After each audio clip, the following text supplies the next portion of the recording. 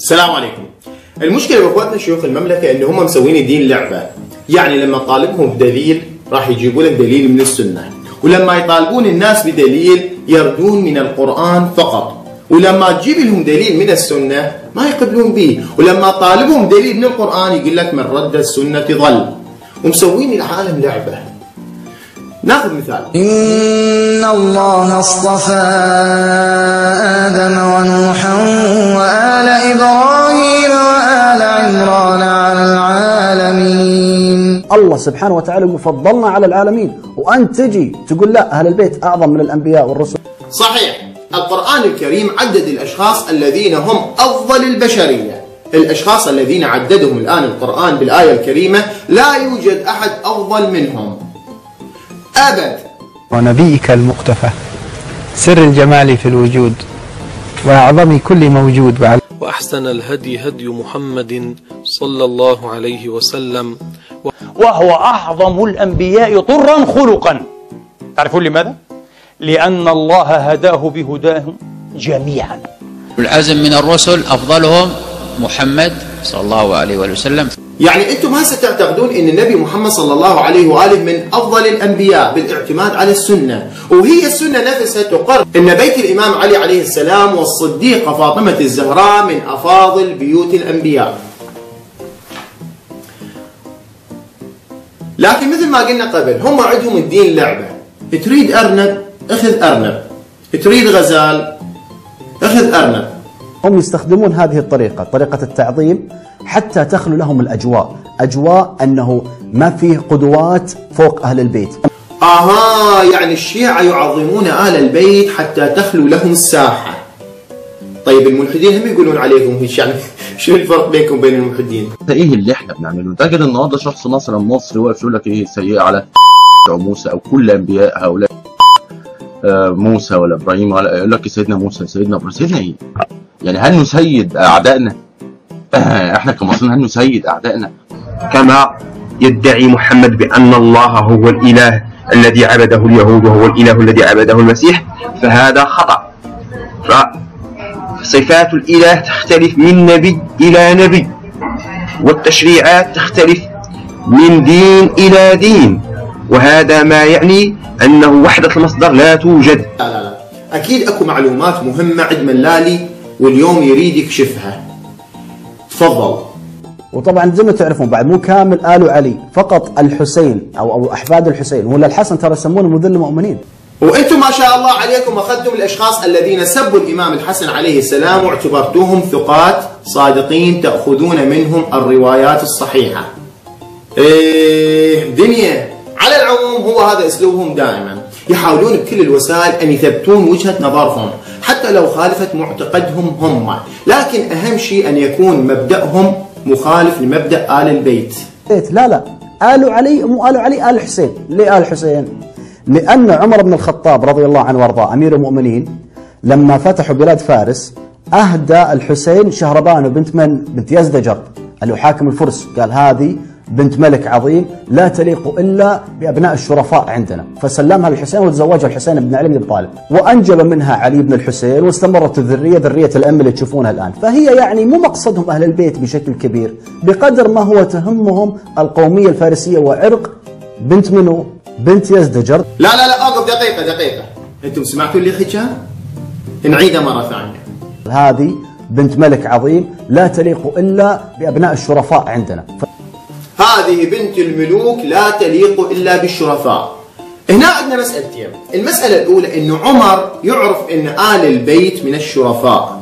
المسألة الثانية يعني عمر ليش ما أخذها إلى، يعني هو ما متأكد من روحه؟ طيب هسا احنا الشيعة نعظم آل البيت وخاصة أبناء الحسين من أجل القومية الفارسية مثل ما تقولون. طيب أنتم تعتقدون بهم علماء لو لا؟ اسمه علي بن الحسين، وغير وخاف عليك أن لقب زين العابدين إنما أوتيه لكثرة ورعه وشدة عبادته. دين باتفاق أهل السنة. ويقول عنه صاحب المذهب الحنفي أبو حنيفة النعمان بن ثابت رحمه الله لما سئل عنه يقول ما رأيت أحدا أفقه من جعفر بن محمد. طيب إذا الشيعة مثل ما قلت يرفعون من آل البيت ومقاماتهم من أجل القومية الفارسية، يعني ما أدري ذولا عندهم قومية فارسية يعني؟ لا أكيد أن شيوخ المملكة يعترفون بأن آل البيت وخاصة من جهة الحسين عليه السلام عندهم علم وورع وتقوى، لكن ما يقولون بهذا الشيء، يخافون يبينون القومية الفارسية. بمناسبة القومية الفارسية خلينا نسولف من هم اللي عندهم قومية فارسية. جل العلماء خرجوا منها، والفقهاء وأهل السنة أهل الحديث والشعراء والنجباء والحكماء. من يصدق أن موطن الإمام مسلم والبخاري أصح كتابي بعد كتاب الله كان صاحبيه من إيران؟ الحاكم بن عبد الله النيسابوري، الإمام الطبري، الإمام أبو حامد الغزالي، مجموعة الإمام الرازي والسرخسي وغيرهم، عدد من العلماء كابن خلدون وغيره يتعجب، يقول أنا أقول أنه لا يمكن يكون عالما إلا أعجمي. طيب هسه إذا أريد نقيس الأمور بعقلية شيوخ المملكة، من اللي راح يطلع عربي ومن اللي راح يطلع فارسي؟ بس الأمور مو هيك، الأمور إن أكرمكم عند الله أتقاكم. كمل. خطة الملالي أعزائنا المشاهدين إيش؟ هي أنهم يكسرون هذه القدوات العظيمة التي فضلها الله سبحانه وتعالى على العالمين. يعني الشيعة هم اللي كسروا القدوات، يعني الشيعة هم اللي أهملوا غار حراء وبنفس الوقت حولوا نعال المؤسس إلى تراث سعودي، والشيعة هم اللي حولوا منزل النبي محمد صلى الله عليه وآله إلى مراحيض، وبنفس الوقت هم اللي حولوا منزل المؤسس إلى متحف تاريخي، والشيعة هم اللي حرموا الاحتفال بمولد النبي محمد صلى الله عليه وآله. لكن عادي يحتفلون بأسبوع محمد عبد الوهاب، ترى عادي ما بيها مشكلة، يعني ما أدري أنتم تضحكون على أنفسكم لو تضحكون على العالم. فالأنبياء يتوسطون عند الله سبحانه وتعالى بأهل البيت. يا أخي الأنبياء سبقوا أهل البيت بالفضل والمكانة عند الله قبل آلاف السنين، يعني الأنبياء كانوا وما كان في أصلا شيء اسمه أهل البيت. لا بصراحة أنت هنا عجزتني، ماكو نبي كان يعرف آل البيت إطلاقا أبد. يقول معظم المفسرين من أهل السنة، ابن كثير، الفخر الرازي، تفسير الفتح القدير للشوكاني، تفسير روح المعاني للسيد الألوسي، كل هذه التفاسير في مقدمة عمالقة التفسير عندنا عند أهل السنة، تقول جميعا عند تفسير هذه الآية حديث عن ابن عباس: يا ابن عباس، ما هي الكلمات التي تلقاها آدم من ربه فتاب عليه؟ قال: أسأل رسول الله صلى الله عليه وآله وسلم. فقال: سيدي يا رسول الله، ما هذه الكلمات التي تلقاها آدم من ربه فتاب عليه؟ إنه هو التواب الرحيم. قال: أشار الله له إلى وسيلته إلى ربه في ندمه وقبول توبته أن يقول: اللهم بحق محمد وعلي، ركز سعادتك معايا، اللهم بحق محمد وعلي وفاطمة والحسن والحسين إلا تبت علي فتاب الله عليه. ومرة ثانية هم يلعبون نفس اللعبة مالتهم، إذا تعطيهم دليل من السنة يردون من القرآن فقط، واللي ينكر السنة يكفروه، يعني هم يكفرون أنفسهم عادي، ترى ماكو إشكال. ومن يطع الله والرسول فأولئك مع الذين أنعم الله عليهم من النبيين والصديقين والشهداء والصالحين. لاحظ الترتيب الرباني، النبيين أول شيء، وبعدين الصديقين، بعدين الشهداء، بعدين الصالحين. صحيح. لا القرآن قسم الناس درجات، وما يصير واحد من عامة الناس يصعد إلى مرتبة الأنبياء والصالحين أبد. تويته بقى، أنا ما أعرفش تويته يعني إيه، إنما هي تويته قالها الشيخ القرضاوي على الموقع بتاعه هو، والله وعرفت تعمل تويتات يا قرضاوي. بيقول الشيخة موزة أشرف وأكرم بنات العرب ويجوز وصفها بأم المؤمنين. خلي البتاعة ديت يا لا أكيد هذا خرفان تعبان، ما راح يعترفون بكلامه. لكن إذا رحنا إلى مجموع الفتاوي لابن عثيمين اللي يقول به أنه يوجد شخص من هذه الأمة لا هو نبي ولا هو إمام حدث له أمر أعظم مما حدث للنبي موسى عليه السلام. أما مسألة أن الإمامة أعظم من النبوة فهاي مو من عندنا، هاي من القرآن. وإذ ابتلى إبراهيم ربه بكلمات فأتمهن قال إني جاعلك للناس إماما قال ومن ذريتي قال لا ينال عهد الظالمين. يعني الشغلة مو من عندنا، الشغلة مذكورة بالقرآن إن النبي إبراهيم عليه السلام كان نبي مثل ما مذكور بالقرآن، والله سبحانه وتعالى جعله إماما. لكن المسألة ليش السنة عندكم لعبة؟ إذا تكلموا بها الشيعة تعتبر خرافة، وإذا تكلموا بها شيوخ المملكة أو السنة تعتبر كرامة. طيب ماذا يقول الملا؟ القرآن والنبي يقولون علي كان خليفة قبل آدم. مرحبا بمن خلقه الله تعالى قبل أبيه آدم عليه السلام. هاي عند الشيعة، أما عند السنة إن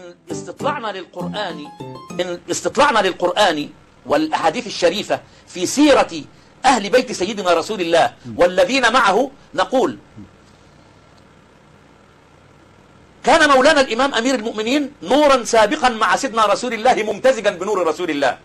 فيقول الحديث الذي رواه الكنجي الشافعي في كتابه كفاية الطالب، رجل شافعي من أهل السنة من الحفاظ السنة، عمل مناقب اسمها مناقب أمير المؤمنين علي، كفاية الطالب في مناقب علي بن أبي طالب، يذكر فيه حديثا منقولا عن رواة أهل السنة يقول قال صلى الله عليه وآله وسلم كنت أنا وعلي نورا واحدا بين يدي الله عز وجل مطيعا لله يقدس الله تعالى ويسبحه ذلك النور قبل خلق آدم ب14,000 عام.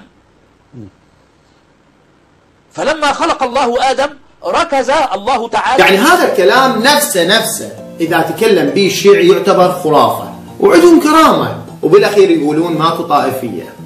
أبد ماكو طائفية. المشاهد، الله تبارك وتعالى يقول فتلقى آدم من ربه كلمات فتاب عليه.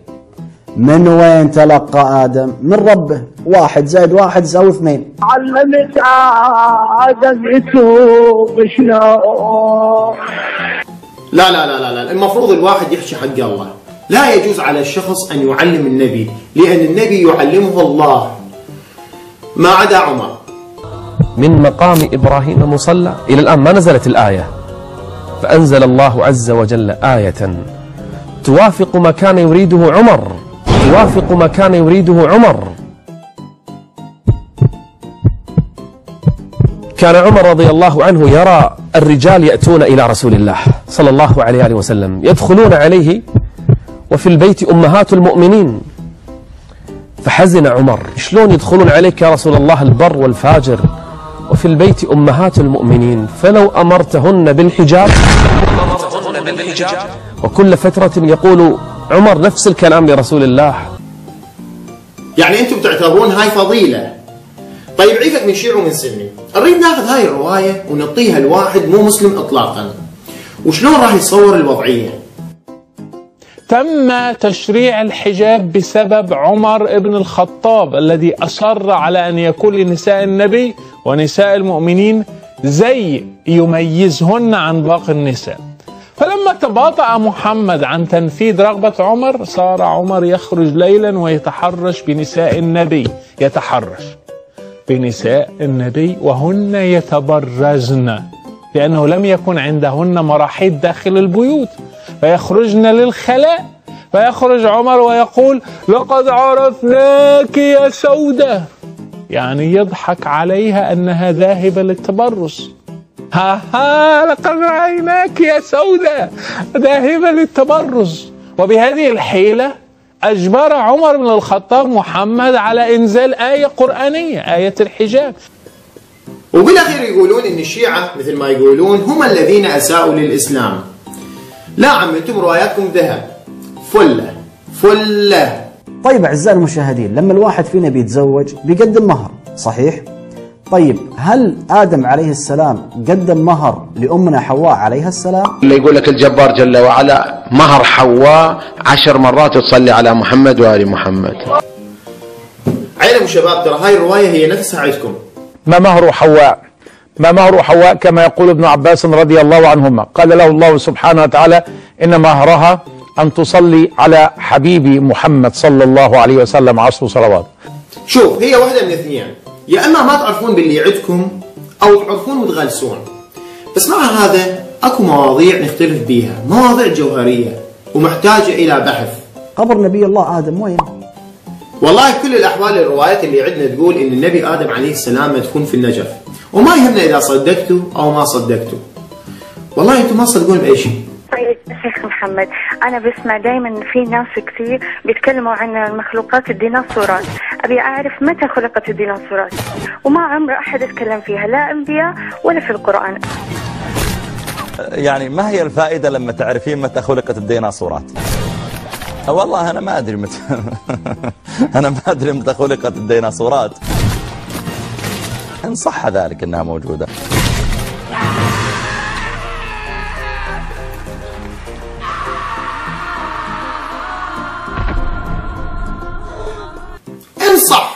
إن صحت طالما أن البخاري ومسلم ما حاكين عنها وابن تيمية ما ذاكرها فهي غير حقيقية.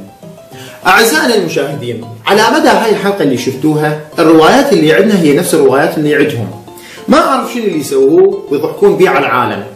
من الغباء أن يضحكون ويضمون أشياء هي موجودة بكتبهم، ومن الغباء أن واحد يصدقهم قبل ما يتأكد. شكرا جزيلا.